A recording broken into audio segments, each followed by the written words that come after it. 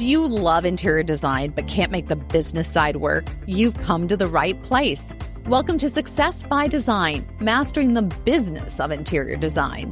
Whether you want to elevate in your current interior design firm, start your own firm, or move the needle when it comes to your existing firm's trajectory, this is your masterclass, and I'm your host, Katie Erickson. Learn from my mistakes as I built a coast-to-coast, multi-million-dollar interior design firm. I share nearly 20 years of serving as a university professor of undergraduate and graduate business courses with you. And best of all, I bring in experts in all things business and interior design. Class starts now. Hey, Renee, welcome to the show. Hi, Katie. How are you? I am so glad to see you. And I wish that you all could have heard us a few moments ago as we're regaling each other with group therapy on working with individuals in our field. It is the best thing to talk to another woman who is doing what you're doing and is having the same challenges that you are. I just absolutely love this conversation. And I love that you wanted to come on and talk about construction. First of all, I love that you have your own show. If you haven't listened to it yet, you should. But I'm just curious. We're going to go deeper into this. But what inspired you to start your show? Well, honestly, it was a COVID baby. I love it. And it was inspired originally by my clients. I'm based in Delaware, and I was deemed essential in Delaware, which is a huge point of hilarity to my husband. So yes, I did get my hair done during COVID. I was an essential worker, but I am like 6 minutes from Pennsylvania. So half of my client base is in Pennsylvania, and I was not essential in Pennsylvania. So I couldn't go to projects. But of course, contractors were sneaking, doing what they could to keep the ball moving. And so I was FaceTiming with clients, and keep in mind, this was, really Zoom was in its infancy.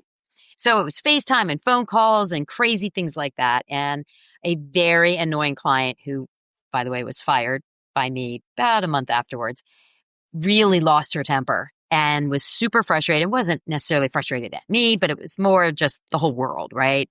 And she said, I just don't understand why I can't figure this out. Why isn't there a manual? And I thought, well, that's kind of an interesting point.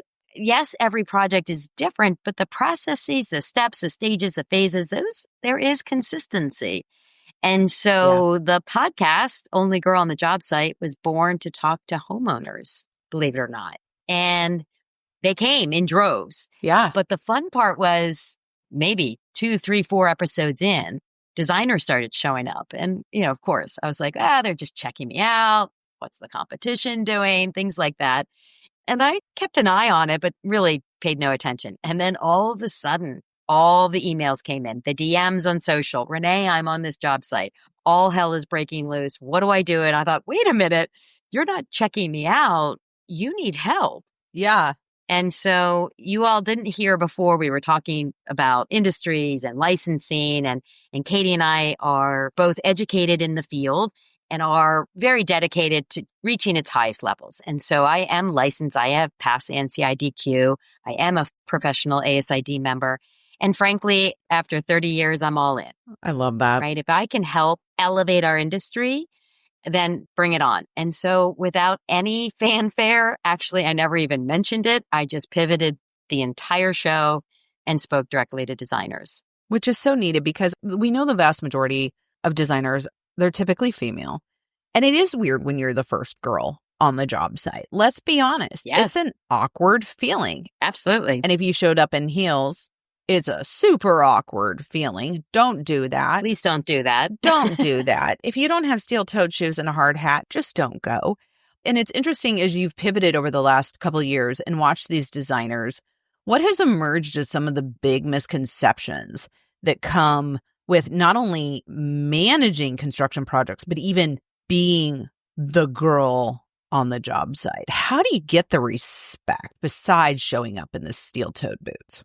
So, frankly, I look at them as my colleagues, right? If you are working in an office, you would treat everybody the way you would want to be treated, right? The golden rule. Very fair. And that honestly is how I approach every project. And yes, the nerves, they occasionally come, but when they were really hitting full time every time, honestly, I looked for one person that was happy to see me. And there always was one. Now, it may be the guy. That is a great nugget. The one person who was happy. Right? And he says, good morning or hey. And I would say, okay, that guy is excited that I'm here. You lean on that, right? And then the next guy might not talk over you.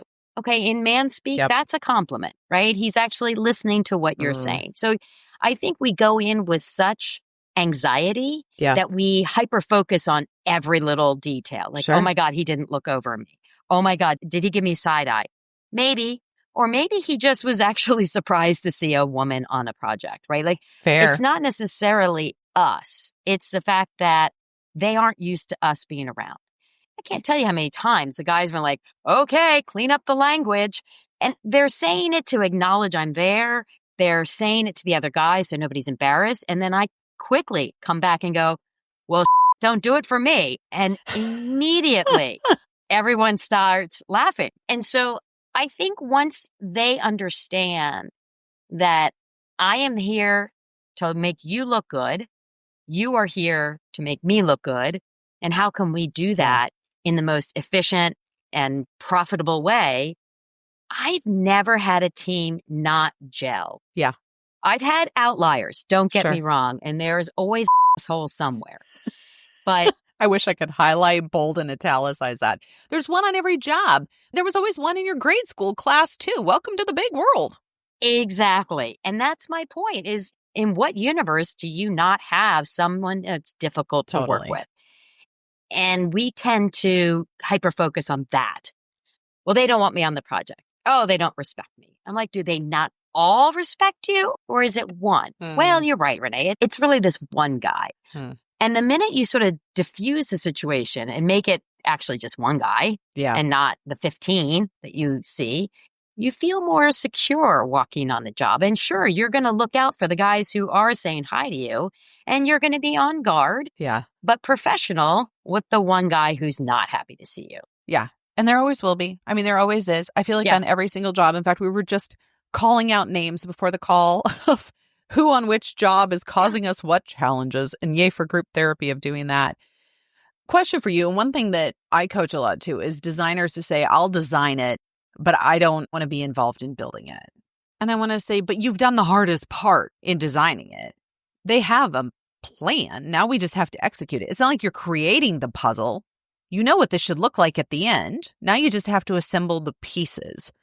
What do you do to help designers? I think it's a great word, anxiety. What do you do to help them get over that fear and that anxiety of jumping into what they perceive, again, perception, is the deep end of project management and construction? How do you help get them over the hurdle? Or what would you say to them if they're like, yeah, I'll design it, Renee, but I'm not going to build it? Well, I first tell them that's anxiety. That's fear. More often than not, they think that's their lane. I'm supposed to design it, and then I hand everything over and I wait until it's produced. And that's fine. You know, look, being on a job site is not for everyone. It really isn't. There are just some personalities that are not going to ever enjoy it. And hell, I would never encourage someone to do something they don't enjoy. Well said. But most designers are handing it over because of the fear of the unknown, the fear of working with guys all the time, the fear of looking or feeling embarrassed because they don't necessarily know something. All of that gets bundled into it. Okay, so you've done this design, Katie. What happens a month from now? You know, your clients paid you, project's done. Month from now, they discover something on the project, things need to be reselected. Now what? Are you developing another fee? By the way, that always happens. So no matter what, you're not done when you hand over those designs. You're done for that one point. And so I would much rather see designers stay in the weeds, right? So that, first of all, some mistakes get missed, meaning they don't occur because the designer sees it coming. Yep. Or secondly, you don't have to play catch up. You're like, oh, okay, so this has to be reselected. Well, why? What happened? And then all this back and forth, which, by the way, is tick, tick, tick of the hours. And your time is your greatest asset. And it is the only one you can't get back. Yeah. So I would encourage the designers that are interested enough to take it the whole way. You know, you start with the design, you see the design through, you manage along the way, you get to that completion, everybody's happier. The contractors are happier because you've made their life easier by foreseeing things, by being the client liaison, keeping that crazy client off of the contractor's back every day, all day. And your designs actually come to life. The way you intended. They don't get value engineered the hell out of, which drives me nuts. Right. Because the contractor's like, oh, you know what? Katie designed it this way, but we just ran into a problem. There's a pipe in this wall. We actually can't recess the medicine cabinet. So why don't we just go with a hung mirror? And they don't even call you. Nope. You walk in and you find yourself a hung mirror. Right? And then you go in there and you're like, what the hell happened here? And Sally, the client's like, well, John said we couldn't recess it because they found a pipe. Well, why didn't you call me? Well, you weren't on the project anymore. There's so many traps that you can fall into, and then your design gets butchered along the way. Well, and I love what you said too. There's so many different fears. Let's say we get over those fears, but Renee, I don't know how to price this. I have no idea what I'm doing. What do you say to that? You're amongst the many. I love the honesty and vulnerability. Yes. If it makes you feel any better, yep, that is probably the largest weakness I find designers have in construction. It isn't necessarily the hanging with the guys and figuring it out along the way. It is knowing how to price it. And I can't tell you how many designers have reached out to me and they're like, Renee, I just blown 90 hours and I estimated 50. Thought, holy crap. Oh, that makes me sick for them. Those are points of no return, right? That becomes a hobby. Yeah. I don't usually hear from designers who are doing this as a hobby. Yeah. Right? Yep. So the problem designers have that I have seen in pricing out projects is they approach it like a decorating project. Yeah, it's a different animal. And that they use a formula. Trust me, I am all about a shortcut. And if I could find a shortcut to accurately estimate the hours for a construction project from soup to nuts, well, Katie, you'd be invited. I would own some fabulous island and you'd never hear from me again because I would be that wealthy. And I would be there with you and totally happy in that camp. Yes. Exactly. The problem is construction, unlike a decorating project where a living room has only so many pieces of furniture, right? There really is an end to the selection. Whereas a construction project, the scope, the scale, the team, the client, the nuances are just endless. And scope creep is also inevitable, I feel like, on every construction project. Scope creep is not inevitable. Oh, tell us more. Because if you don't start your pricing with a tight scope of work, and I mean tight, then you have allowed the scope creep to take advantage of you. So for instance, if I take a primary bathroom and I detail out that scope, and I mean detail, don't just say vanity, because people will send me their scopes of work. And I'm like, okay, what kind of vanity? Does it have hardware? What's in the vanity? Is there any electrical? And they're like, oh. I'm like, what about a countertop? Is it one sink, two sinks? Is it widespread, single spread? Where are we going with that? And they just start like, oh my God, I had to know all of that. I'm like, yeah, you do. Because every little layer adds pricing hours. Yeah. But what it does is when that client signs off on that scope of work and it is that tight, and then they say, you know what, Renee, you were right. That linen closet isn't big enough. I think we need to absorb into the closet behind in my room. That stuff comes up all the time. Yeah, I always joke, while the paint can's open, can you paint the rest of the house? Especially in residential, I feel like the client starts to see a little bit and then they're like, oh, now I catch the vision. Let's do this. And that's amazing. Because you know what that is? Yeah. Job security. 100%. But what designers do wrong is they go, yeah, okay, sure. And then they just do it. Addendum to the contract. What you need to do is say, that is an amazing idea. I will write up a new scope of work as an addendum to the contract, and we'll go from there. Because once you've said yes once, no fault of the clients, as most clients are not assholes. They really aren't. But they think, well, Katie already did it. And they don't know better. They don't know better. You must train them. Here's the thing. I'm going to come do this. And if it goes beyond that, I'm happy to do it with an addendum. Yep. So I will give a gender-specific example, and this always seems to ring true. Let's say you need to have your gray hairs colored. So you go in, your regular person who you know and love and trust, You go in and you're like, you know what? If you have a few more extra minutes, I'd love just a quick trim. Yeah. I'm sure I've said that at least a dozen times.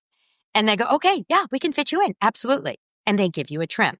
Now, do you expect that to be free? That's a great example. Or do you expect an additional price on your bill at the end? And here's the thing. I expect to see it. I would actually go back and be like, hey, Karen, you actually forgot to bill me. You gave me that trim. Totally. Why don't we do that? That's it. I came in with a certain scope of work, color my gray, and then I added to the scope of work. And it really is that simple. And I believe, to your point, clients want to be trained. They don't want to be taking advantage of Katie. And the other problem is, if they feel like they're taking advantage of you, or God forbid, the designer throws a little shade because they are realizing they're losing money and then they get a little snarky, guess what happens? They won't ask you for anything else. Yeah. And then you've lost a client. Right? Because they're like, ooh, I feel badly. Katie did some extra work. God, she's wonderful. I'm going to refer her to all my friends. So what? You had a client in your hand that you liked. All you had to do was say, I will send you new paperwork. And by the way, it also makes it real. So if they wanted it for free, that's the way to figure it out. Because they'll go, oh, okay, I'm sorry. I thought this would be super easy because the guys are here. And you're like, you know what? It is easy. And it will be cheaper because the guys are here. Let me write up the scope of work. Well, and one thing we even do on commercial jobs is we just have in our contract that any additional requests relayed over email become contractually binding. Brilliant. And then it's even easier. And this happens all the time in the commercial world. I can only imagine it happens in the residential. But you get an email from the client. Can we do blah, blah, blah, blah, blah, blah, blah, blah, blah? Sure, not a problem. Happy to add it to the list. And then that email now is part of the contract based on the way we have our contract written. So it's not even additional addendum. It's not even additional paperwork. It's they sent the email. They changed the scope. Great. It's legally binding. And that has worked out really favorably because it's a seamless integration for when they do want to do that. And you're right. It does. It happens all of the time. In fact, I just got a call from a potential client yesterday, and they're doing 2 build-to-rent communities, and they want the clubhouses done, and we're behind schedule, and we're already into construction. So we didn't get in on SD. We didn't get in on DD. We didn't get in on CD. No. We're drywalling. And I was like, okay, where's your budget at? Let's have the conversation. Well, I have this. Do you think you could also do the model unit? And do you think that you could also do, once again, to your point, which is such a good one, clients don't want to take advantage. They just don't know. And so I said to the asset manager, yes, okay, I think you need a really refined scope on this. Well, the client wants me to put it out for 3 bids. Then you really need a refined scope on this. And we don't bid work, by the way. But here's the deal. You need to figure out exactly what you want accomplished for this, because anyone will say they can meet that budget, but you might have 3 hangers hanging in the closet rather than a really beautiful closet to tell the story of your community. It was a great educational moment. And she's like, I had never thought about it. This is a vice president, like huge investment firm. There's a single investor on this job who's building this incredible 80-home community. I am happy to sit with your investor and explain the process of how this works so that they understand what they're getting, why this isn't like choosing who to go to get your nails done. This is a huge endeavor that you're about to embark upon. And of course, they had images of what they want it to look like, which is classic champagne for the beer budget. I was like, we just have to have a come to Jesus meeting about all this. We can do this, but this is what it's actually going to take. And Renee, I would have been 10 years ago terrified to have that conversation thinking I'm not going to win the client. They're going to walk out the door mad. And now that I'm missing a few hormones and have a few more gray hairs, it was, let's just have an honest conversation about this. And the call ended with her saying, great, I'll talk to the owner and I'll call you next Tuesday. And I thought, perfect. Sounds good to me. Happy to sit with the owner and explain this because I do think they want to know. And it's a classic case that they just don't know what they don't know. And I feel like most of our clients are educated, capable people, and they just need someone to explain it to them. Absolutely. And the reality is, once you explain it to them, it may not work for them. That's also a very fair point. That's a good nugget. That's where I see designers twist into pretzels going, okay, well, maybe I can do it for this. Or, okay, the answer is no. You just told them what you needed. And if that is a good number, you know your numbers and you gave it, honestly, then no, actually, you can't do it for less without taking away from something else, whether that's income, time, Yep. both. And I couldn't agree with you more, Katie. Look, if you talked to me 10 years ago, and I'm 30 years in, I'm still been like, I don't want to upset Totally. anyone. Gosh, they've been waiting for so long. I know this is their big dream. Maybe I can make it Yes. work. The Nope. answer is no. You can't make it Yeah. work. It has to work for the client and it has to work for the designer. Or it ends up, once again, you end up building in bad habits to that client that you don't even know are bad habits. And one thing I always tell my coaching clients too, you think you're doing your client a favor, but you're hurting the industry. Because what happens is the next designer who comes after you when they move to across the country and they find a designer they want to work with over there, their expectation is going to be the bad habits that you taught them. And now that next designer inherits those dumpster fire habits and tries to put them back in working order. And that's not fair to them either. So for no other reason, do the right thing as a favor to your fellow designers who this person might have to rub shoulders with or interact with. Let's talk about legalities. This is the one hiccup that I sometimes get from designers. But I'm not a GC. I'm not licensed to be a GC. What do you say? What is the difference between being a project manager and being a GC? How do we work through those legalities so we don't get anybody in trouble, for lack of a better way to put it? So I am not a GC, and that's by choice. I've had plenty of years to go and get my GC license. I don't want that license. I don't want that responsibility and liability. And you don't want that insurance payment. Let's be real honest. Absolutely not. Well, and I don't want the phone calls, a year from now. Hey, I've got a leak here. That's just not something I want in my life. But I work with designers who are licensed GCs because that is what, frankly, brings them joy. Sure. And so the frustrating part about our country, which is what Katie and I were talking about before we started airing, was every state is a little different. Every county can be different. Yes. The licensing can be different. What you can call yourself is different. And so I hate to say something that's sweeping across the country, but it's really, truly important for you to know what you can call yourself. There are certain parts of the country where you can't say manager, you can say supervisor. Architectural designer, you cannot use the word architect in any way. Right. There's a few like that. Or registered if you are literally not registered, or licensed if you are not licensed in that state. I mean, it goes on and on and on. Construction oversight. There you go. Sometimes that slips by. And not just in the state where you live. For instance, my clients have homes in Florida. You need to know there, what are my legalities and liabilities?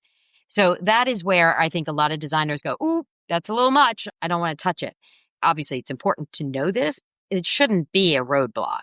It's a speed bump for sure. You got to check this out. You got to go and speak to your attorney. But beyond that, once you get it down, I don't know any designer that, once a month is working in a different state, right? Maybe in a given year, they may pick up something in one or two other states. So it's really not something that should hold a designer back. But it's a mindset, right? They think, oh, I'm not the GC. I think you should make that clear to your client if that comes up. I am not the general contractor. And I personally, and I know designers, I'd love to hear how you do it. I do not run contractors through my business. Absolutely not. I have them directly contract with clients. I know some designers who do it, and then they, do all of the counting at the end of the year, whether they 1099 them, or I like to stay in my lane. Yep, stay in your lane. No, I think you're dead on. And especially in Florida, Florida has some very stringent laws about who's hiring the GC. You can't hire the GC as the designer. Each state is so different. And I don't want the liability of taking on the GC. To your point of staying in your own lane, how do you project manage while keeping the GC on the job and still keep the reins of the project, especially when you're a female? Again, it depends on the team. So in a perfect scenario, I bring in my team. Now, when I say my team, it means ones I work with the most, who respect and want my input. But I introduce them to my clients. I say, listen, this is a team I work with regularly. I'd like you to meet them, ask them any questions, interview, whether you want me there or not there, and then you contract directly with them. And more often than not, they, assuming there's no real red flag, it wouldn't even be a red flag. It would be more of a personality difference. Sure. They're going to hire them because they know that there's unspoken language. It's much more efficient, therefore less time if I'm working with one of my teams. I don't get lucky every time. And so I'm constantly meeting new teams. And the most important thing of any project is to immediately get rapport and build that trust with whatever GC you're working with. And that can look different it will look different in different ways. So for instance, on a new build, I do have less capabilities of managing because there's a guy on the site every day. And so my role is going to be slightly different. And by the way, that goes back to pricing. So I'm not conducting the weekly meetings. I'm attending them, but I'm not conducting them. I'm not setting the agenda. I might be adding to the agenda, emailing in advance to his team and say, hey, can you add X, Y, and Z? He's going to be sending out the meeting notes, not me. Sure. But I'm going to need to approve them. So as you can see, look at the difference in time. Yeah, huge difference. Huge difference. And that's just one little component. Well, and I think that's such a valuable point too. If you're not taking on your project management, if you're not going down that road, and like you said, if it's not your happy place, deeply love, respect, adore, and carry on as it is. But you also are missing out on potential revenue. And it's not that you're taking away something from your client. Somebody has to do it. And arguably, where we started the conversation, you're the one who makes the most sense to do it because you designed the sucker in the first place, right? But not only that, it's actually a gift to your client because of what you just referenced, that efficiency component. All of a sudden, all those relationships, they know, oh yeah, Renee, she won't do quarter round on any of her projects. No, she sees that. She's going to pitch a fit. So we're going to do this. We'll go find the Schluter strip. It should be in there, right? Like it's all going to be called out. I think that is a gift to give your client for a seamless project. It's like Luann always says, they don't want to know how you made the soup.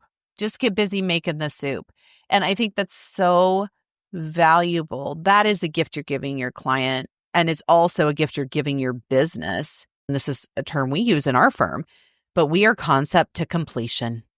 We are concept to the last bead strand, the last coffee table book, the last plant, lamp, art, you name it, because that's how that piece of paper that can be really pretty actually comes to life. And that's what your clients are counting on. And that's what brings them back again. I think your ability to retain clients when you manage the project probably goes up. Has that been your experience? Oh, hands down. Tell me more. That piece needs to be conveyed in the wooing stage because the reality is what you do, what I do, what all interior designers do is a luxury.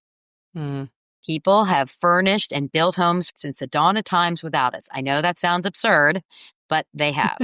It is after you work in an industry long enough. You're like, right? Oh, that's right. They did do that. I literally had to think about that for one hot minute. Yeah. And so what about that feels luxurious? Okay, so a client's like, okay, she's going to help me pick the right furniture. She's going to help me not make mistakes. But guess what else I'm going to do? I'm going to be your liaison for that project. I know the language that they're using. Yeah. I know what contractors need before they ask for it. We are such good people. I mean, we should all be therapists, right? I don't know a single contractor that says, the best part of my day is working with the homeowners. No. Yeah, for sure. They want us to come in, execute a drawing, and then leave. Whereas we can handle Sally, the client. We can translate what her hot mess is coming out of her mouth, and we can put it in language that the contractor understands. Yeah. And you know what that contractor says? Oh, hell yes. Yeah. Thank God I don't have to worry about dealing with her and all the, well, what about it? Oh my God. Do you know how much time and energy we save on a project by circumventing? Yeah. All of that. Yeah. But again, the client doesn't know this. No, it's like the crazy idea filter too. It's taking their ideas and saying, okay, I hear you. Now, if we do that, that could create this. They don't see that far ahead either. They have no idea. And the contractor just goes, no, that's a dumb idea because then that's going to happen, right? And he's right. He's right. But then her feelings are hurt and no one's offered a viable solution. Correct. And I feel like that's where we come in. But I think we need to do a better job as an industry explaining our services to the clients. I agree. Because we have the ability and the expertise to elevate their experience to something they've never even dreamed of. Seriously. Totally. They want to go to the meetings they feel like going to, and they don't want to go to the meetings that have no interest in whatsoever. a framing meeting? Yeah, no. I mean, I've had some clients who they want to be a part of everything. Most of them are like, Yeah. I want to be a part of the decorative ones, the ones that feel fun, right? And then you and I can figure Yep. out, okay, then that's going to be week 3, week 7. But clients, again, don't know what they don't know. And while we do this all the time, the average client of mine, this is maybe their second large renovation, their first new build. Like they have no clue what they're getting into. Yeah. And so it's incumbent upon us to tell them what they're getting into and why it's so important to have us by their side. And then, of course, it ties into efficiency. Like my painter knows if it's a plate on the wall, I don't care what's covering, it's going to be the wall color. He already knows, put them in as metal because I'm not going to paint the plastic, right? It's already in the budget. Yeah. He's budgeted the time. Everything is baked in. I don't always get to work with the same teams. So I have to then give them my cheat sheet. Yeah. And once I do that, they tend to see me as, oh, wait, I think she knows what she's talking about. Do you know that is my favorite part on any job I walk on where there's a naysayer? And just like there's usually one grumpy on every job, there's usually one naysayer. Always. And they tend to a lot of times be the same person, I found. But my favorite moment, in fact, I was telling Renee before the call, greatest moment ever is when a superintendent called me yesterday and said, I'm so sorry. I didn't understand that this was not you. This was the architect. And we've updated our records accordingly as to who's responsible for these change orders. That moment to me, it's like redemption. Yes. Oh, you understand what we're doing. We've made you a believer. And my exact response back was, we haven't been in business for over 20 years because we don't woo people over. We do every time. Stick with us long enough. You're going to see our culture. And I said, honestly, I hope that the next time this comes up on another job, you'll go, that doesn't sound like Katie's firm. That's not their culture. That's not what they do. I'm going to pick up the phone and call them. Those moments, I think, are so impactful. And then what happens is the referrals, it's not just you bringing them on a job, it's them bringing you on a job. Absolutely. I do tell clients, if I'm not in the room, I'm under the bus. Yeah. Because a contractor and architect will always look to scapegoat us. Yep. They usually chuckle. And then during that project, I don't care how well it's going, at some point they say, hey, you know what, Renee? Yeah, I get it.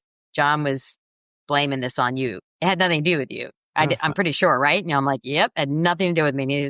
And inevitably, the client's like, how do you deal with that? Right? Like, so they start seeing, feeling compassionate for our industry, which, I mean, I don't need. It's lovely to have. But no, 30 years in, I'm as credentialed as you can be in this country. Yep. And we are still third on the rung of that ladder. I totally agree with you.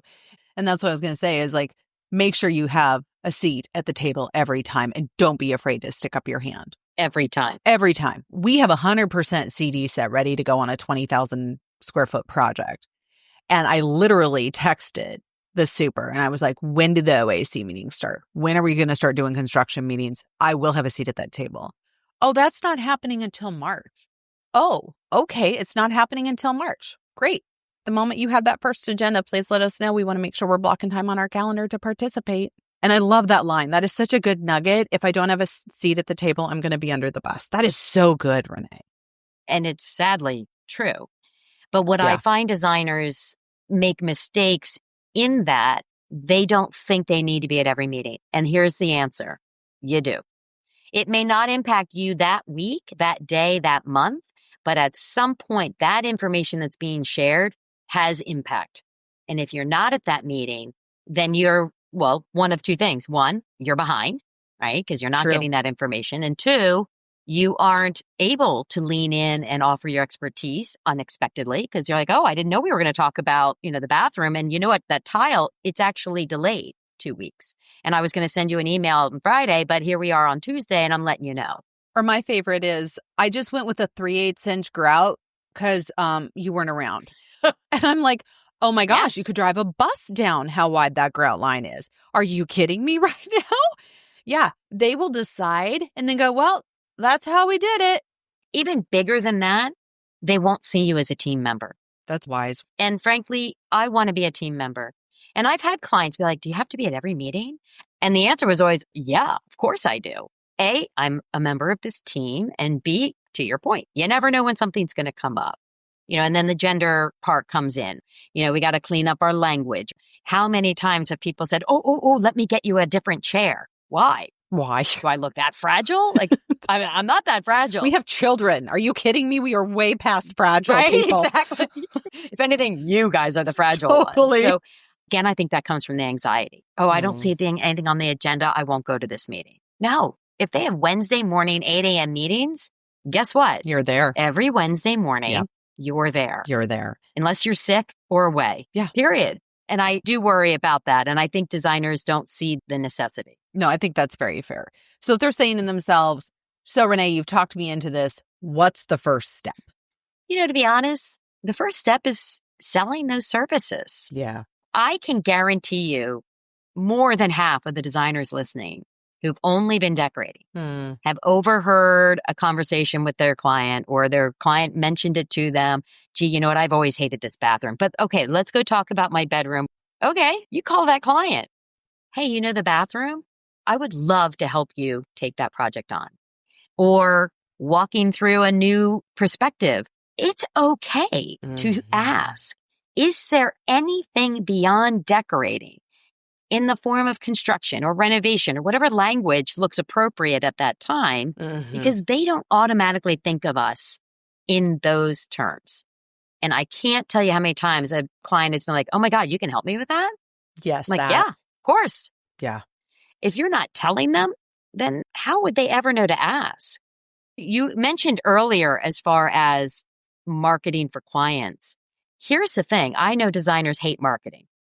I'm one of them. I hate tooting my own horn, right? That's not polite. We were raised to be polite young women. Yeah. Okay, that you first have to get over. Secondly, here's the bonus. If you do construction and decorating, you don't have to market as much. So if you hate marketing, take up construction. Because I have the same clients for a decade. Now, we don't always do a project every year, but what we do more often is we flip-flop.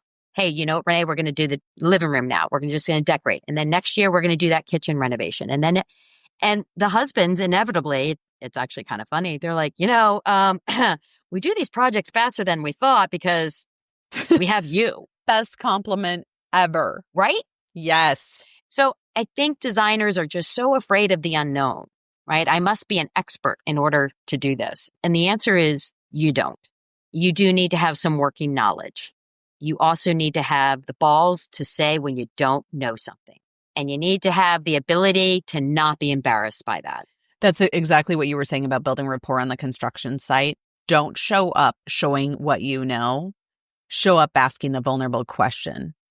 Because when you're vulnerable enough to refer to the sub and say, I don't know, how do you think? What's the best way to approach this in your opinion? What does your working field experience tell you? All of a sudden, that rapport, huge. It's not the dictatorial designer showing up on that job site. It's the partner. When a designer doesn't know something, they tend to get demeaning. Why are you doing that? They don't know that that's industry standard. It's just something they've never seen. So my trick, and it's not even a trick anymore, it's self-serving. I might go out to a job site to, template for countertops, let's say. So the whole kitchen's torn apart. And I see an electrician over in the corner doing something that I haven't seen before. I'll just wander over. Hey, Eric, this is really cool. What are you working on? I don't know a single person, male, female, construction, lawyer, doctor, that doesn't love to share their knowledge because it makes them feel good. And validated in what they're doing. And then guess what? I just learned. Yeah. And now I can apply that to the next job. Hey, you know what, John? I saw this done at this other project. They were doing it this way. And then all of a sudden he's like, oh, she actually knows something. Yeah. It's really that simple to build those blocks. It's just the fear of feeling embarrassed. Honestly, Katie, I say this and I will never be able to say it enough. A contractor comes in and he needs to know about construction and framing, but he's not an expert in plumbing. He knows enough. He is not an expert in electrical work. He knows enough. He's not an expert in roofing. He knows enough. But somehow we think we have to be experts in roofing and plumbing and electrical. Why? No. They're not. Well said. You need to know enough. Yeah. And then you need to be able to ask for the rest. And I love what you said too. And one game I love to play, especially with coaching clients, is best case, worst case. What is the worst case that happens if you ask that question? What is the best case that happens if you ask that question? Well, it sure sounds like you have a heck of a lot more to gain than to lose. Yes. Whether it's asking the client, asking the sub, asking the GC, ask the question. And you might be totally shocked at the answer. I love that. That is one of my favorite parts of our industry. I am still learning sitting in this chair 20 years later. I absolutely love it. It's intriguing because all of them have a different way of doing it. Yes. By the way, it evolves. It does. So my electrical knowledge from 20 years ago is pretty much irrelevant. Yeah. It's like knob and tube, right? Right. So to your point, the worst case scenario, they're talking about you behind your back. That, an electrician can't fire you. So, okay, guess what? They're probably talking about you anyway. Well said. So ask the question. So ask the question, at least get something out of it. There you go. Brilliant word from Renee. Thank you for your time. What a great conversation. I've loved every part of it. I love being with you, Katie. We could talk for days. We really could. Thank you. I'm glad we got this amount of time. We carved it out, and hopefully it's benefited our audience. I know I've sure enjoyed it. Thank you. Thank you. Hey, everybody. Welcome to the Coaching Corner. As I was having the conversation with Renee, I was thinking back on my first construction site that I ever showed up on. And I had the gear. I had the steel-toed boots. I had on the safety vest. I had all the reflective tape. I even had the hard hat and everything I was supposed to have. But if you could have seen me, I was shaking in those steel-toed boots because that is a really intimidating experience. And if you are feeling that way, you are not alone. It is okay to feel that. I wish I could sit myself down now and look back at that person and say, it's okay. To Renee's point, you don't have to have all the answers. You don't have to have all the solutions. You have to know just enough. And if you're sitting here today and you're like, I hear you, Katie, but I don't even feel like I know just enough, it's okay to hang back for a hot minute too and ask those questions. The worst question, as cliche as it is the one that is not asked. So I would say get out there, give it a try. If you want to know the actionable steps of how to get busy project managing, join me next week. We're going to go into strategy sessions, and I am going to show you the actual steps you need to feel confident showing up in those steel-toed boots without shaking on the inside. I look forward to seeing you there. And that's the closing bell. I hope you've gathered valuable insight from our conversation today, equipping you to thrive in your interior design business. Don't forget to hit that follow button to never miss an episode. And if you have burning questions or specific topics you're curious about, explore our episode library, or better yet, book a strategy session directly with me at colorworks.coach. Until next time, see you in the studio. It's our virtual community, and the link is below.